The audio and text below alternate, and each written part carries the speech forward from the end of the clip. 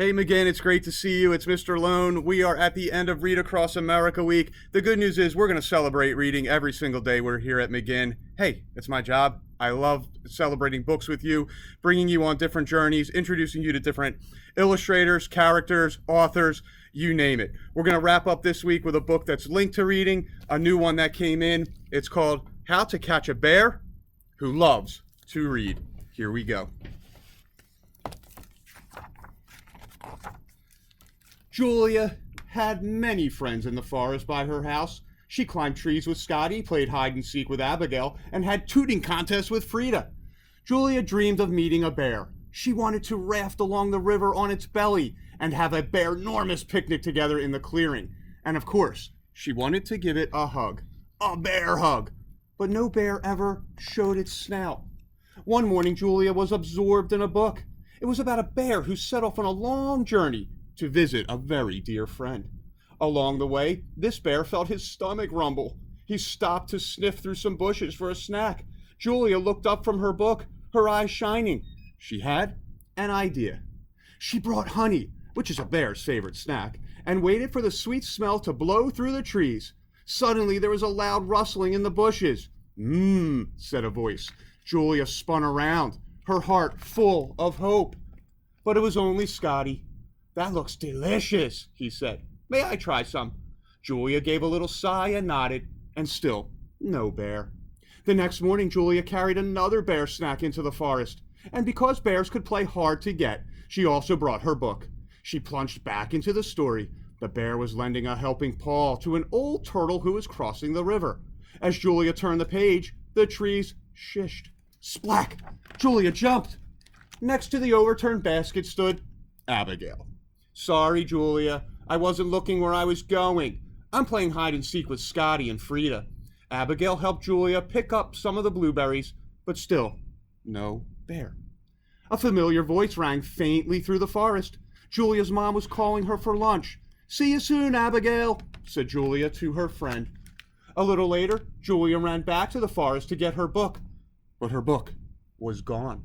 Instead, on the ground, there was a funny-looking paw print.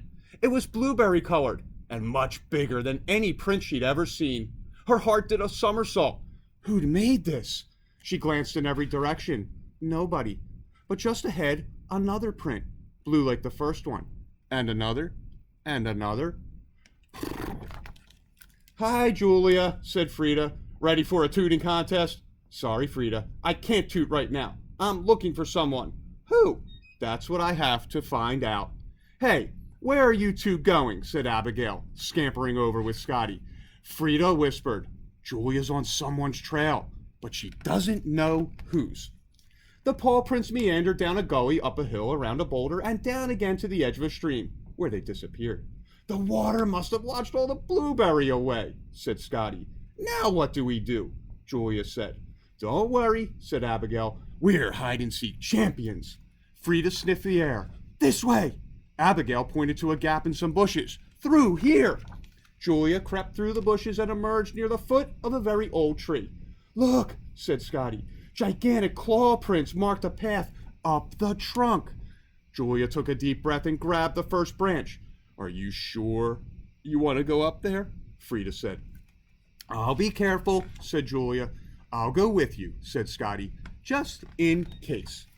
Julia pulled herself up with a bear-like grunt.